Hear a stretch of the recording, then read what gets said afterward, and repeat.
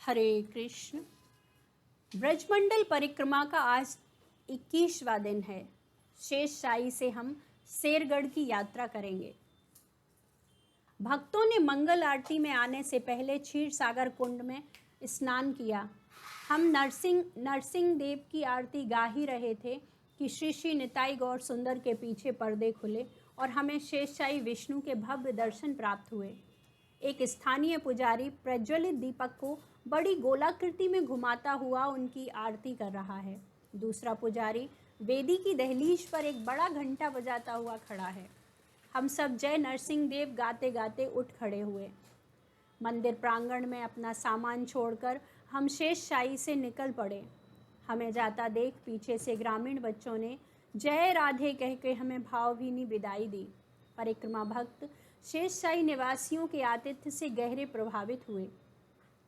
मंदिर प्रांगण में अपर्याप्त स्थान होने के कारण कई ब्रजवासियों ने हमारे भक्तों के लिए अपने घर के द्वार तक खोल दिए। एक भक्त अपना अनुभव बताते हैं, पिछली रात में जिस ब्रजवासी के घर ठहरा था, प्रातः मुझे विदाई देते समय उसका पूरा परिवार रोने लगा। ब्रजवासियों के समान हृदय किसी का नहीं हो सकता। एक अन्य भक्त ने कहा, मैंने सुना है कि श्रील प्रभुपाद वृंदावन को अपना घर कहा करते थे। शेषशाही में निवास के दौरान मैंने अनुभव किया कि श्रील प्रभुपाद की कृपा से वास्तव में ब्रजभूमि ही सबका असली घर है और ब्रजवासी हमारे शाश्वत सगे संबंधी। धाम सब लोगों को एक साथ लाता है, जबकि भौतिक जगत उन्हें विलग करता है। चारों ओर फैली धुंध के बीच हमने 11 किलोमीटर लंबी नहर के किनारे बने पथ पर अपनी यात्रा आरंभ की। हमारे पैर वृंदावन की मृदु रज का सुख ले रहे हैं। सरलता से ओतप्रोत यह दूसरी ही कोई दुनिया है। गन्नों के खेतों में गुजरते समय कुछ किसानों ने खाने के लिए हमें रसीले गन्ने दिए। बिना चाकू के किस प्रकार गन्ने को छीलकर खाया जाए, हमारे विदेशी भक्त भारतीय भक्तों से यह कला सीखने लगे। हरे पीले मोटे छिलकों को दांतों से थोड़ा ढीला करके एक एक पट्टी छीलने की कला। मैं स्वयं अच्छी तरह गन्ना छील लेता हूँ, क्योंकि मेरा जन्म महाराष्ट्र के ऐसे ग्रामीण परिवार में हुआ जो गन्ने की खेती करता था। यह कला हमने बचपन में ही सीख ली और हम प्रायः प्रतिदिन गन्ना चूसा करते थे। हम अक्सर गायें भैंसें चराने के लिए जाया करते। एक ओर से पशु आनंद पूर्वक घास चरते रहते और दूसरी ओर हम गन्ने उखाड़कर उसके मीठे रस का आनंद उठाया करते। कुछ भक्तों के लिए दांतों से गन्ने छीलना टेढ़ी खीर है।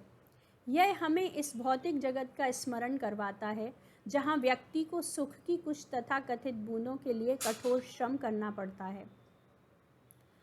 भक्तगण चलते चलते मुझसे छीलकर गन्नों को चूसने लगे।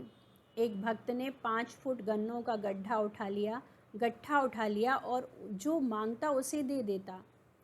शेरगढ़ की ओर बाएं जाने वाले रास्ते के जंक्शन पर हम प्रातःकालीन कथा के लिए रुके, क्योंकि आज हम अधिक लीला स्थलियों से नहीं गुजरेंगे।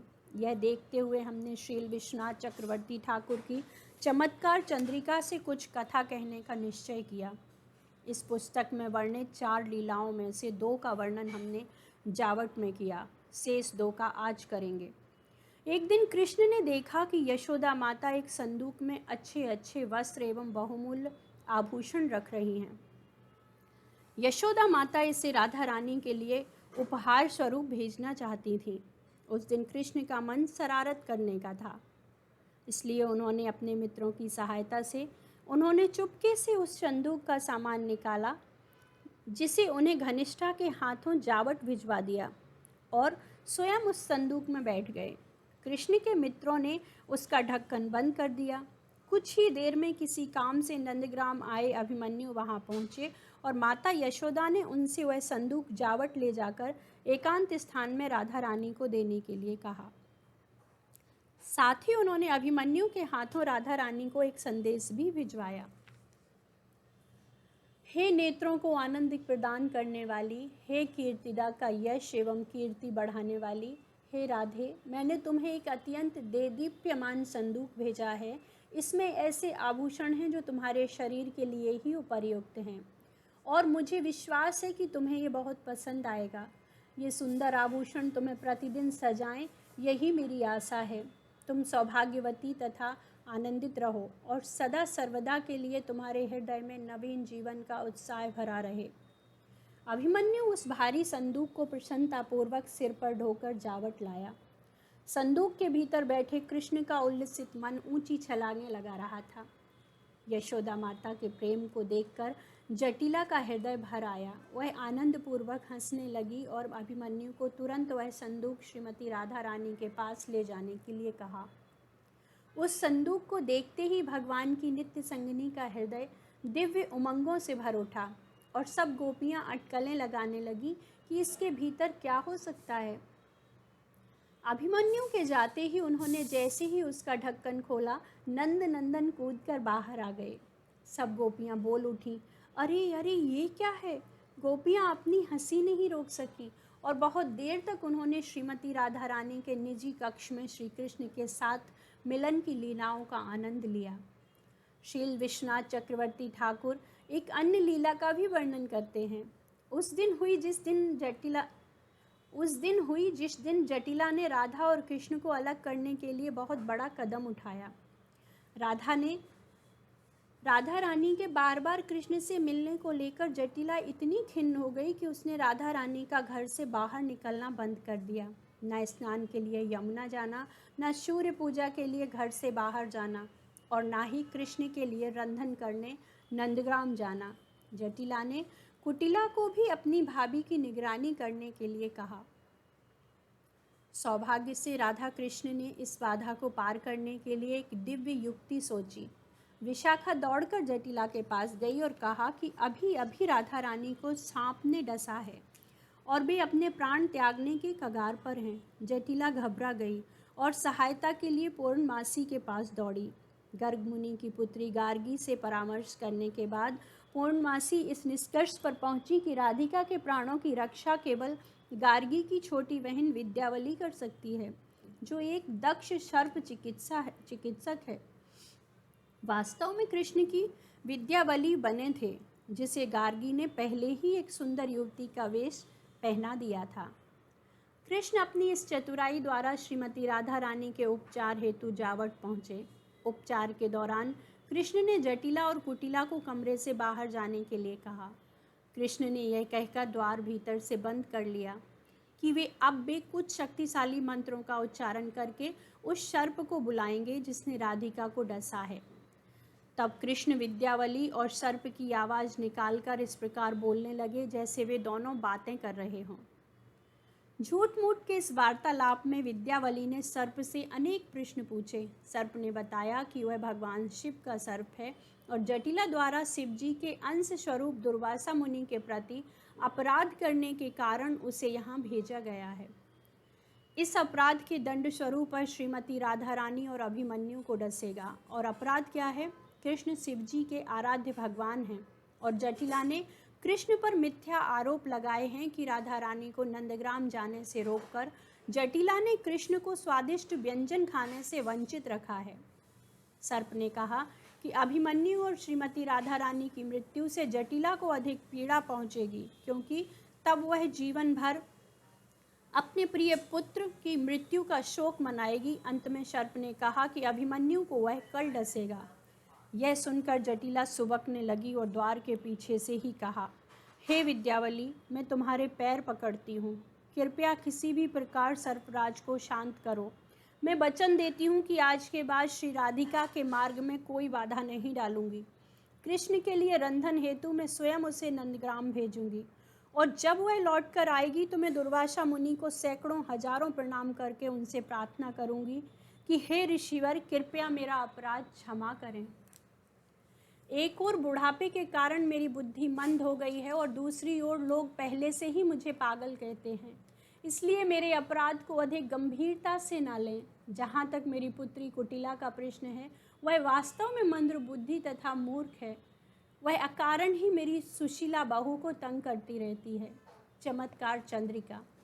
कुछ देर में सर्प जटिला के पश्चाताप से प्रसन्न हो गया और कहा कि अब वह श्रीमती राधा रानी के शरीर से विष खींच रहा है। जाने से पहले उसने जटिला से कहा कि वह पुनः वैसी गलती कभी न करे। तब विद्यावती ने द्वार खोल दिए। बाहर खड़े सब लोग दौड़कर श्रीमती राधा रानी के पास आए और उनकी कुशल क्षेम पूछने लगे। जटिला और कुटिला कृतज्ञता से भर उठी और उन्होंने विचार किया कि यद्यपि विष उतर गया है, फिर भी अच्छा होगा यदि विद्यावली वह रात जावट में राधा रानी के साथ ही बिताए। उन्होंने विद्यावली को श्रीमती राधा रानी के बिस्तर पर ही सुला दिया। गार्गी मान गई और निस्संदेह विद्यावली यह देखकर अत्यंत प्रसन्न हो गई। कथा समाप्त होते होते हमारा नाश्ता आ पहुंचा। चिवड़ा, दही और फलों का सलाद। हमने निकट एक कुएं से ताज़ा स्वच्छ जल खींच लिया। गांव वाले हमारे नाश्ते के बाद प्रसाद पाने के लिए वहां आकर बैठ गए। अभी भी हम शेरगढ़ से 7 किलोमीटर दूर हैं, इसलिए प्रसाद लेते ही हमने तुरंत अपनी परिक्रमा आरंभ कर दी। पैग्राम। शीघ्र ही हमारी परिक्रमा पैग्राम से गुजरी। कहा जाता है यहाँ श्री कृष्ण ने अपने मित्रों के साथ दूध पिया था। पै का अर्थ है दूध। एक दिन जब कृष्ण बलराम यहाँ गायें चरा रहे थे, उनके मित्रों को बहुत भूख लगी। चूँकि तब तक घर से उनका भोजन नहीं आया था, उन्होंने इसी स्थान पर अपनी गायों को दुहकर दूध भी लिया। हम पिछले 3 सप्ताह से पैदल यात्रा कर रहे हैं और 15 किलोमीटर चलना अब कोई बड़ी बात नहीं लगती। भक्तों का रंग किंचित सांवला हो गया है, उनके छाले भर गए हैं और पैरों के तलवे कठोर हो गए हैं। आरंभ में जो छोटे छोटे कांटे उन्हें कष्ट देते थे, अब वे उनकी अधिक परवाह नहीं करते। अब तक जूते पहनने वाले कुछ भक्तों ने इस अंतिम चरण में नंगे पैर यात्रा करने का निश्चय किया। वैष्णव श्रीमती राधा रानी से प्रार्थना कर रहे थे कि उनके जीवन में परिवर्तन हो और राधा रानी ने उनकी इच्छा पूरी भी की है। एक भक्त ने कहा, प्रत्येक क्षण हम वैष्णवों के संग, उनकी सेवा, उनके सद्गुणों की सराहना तथा वैष्णव अपराध से कैसे बचें, इस विषय में सीख रहे हैं। हमने श्री मूर्तियों के दर्शन किए, उनकी कथा सुनी और किस प्रकार ब्रज के प्रत्येक पहलू, वन, कुंड, निवासियों आदियों का सम्मान किया जाए, यह सीखा। हमें अपने मन को भी यह शिक्षा देनी होगी। हम तपस्या कर रहे हैं और अपने मन को काम, क्रोध तथा लोभ के निर्देशों से मुक्त करने का प्रयास कर रहे हैं। परिक्रमा पर हमें केवल शास्त्रीय ज्ञान ही नहीं मिलता, अपितु परिक्रमा उस ज्ञान को विज्ञान में परिणत करने का अवसर प्रदान करती है। नंदगोप दास और उनकी पत्नी प्रिय सखी दासी ने हमें बताया कि परिक्रमा में आने से उनकी आंखें खुल गई हैं। हम सोचार करते थे कि परिक्रमा नीरस तथा बोझिल होती होगी, परंतु पवित्र धाम में भक्तों के संग में हमारा चित्त परिवर्तन हो गया। अब हमारा मन करता है कि नया नया अमृत प्राप्त करने के लिए प्रत्येक वर्ष परिक्रमा पर आएं।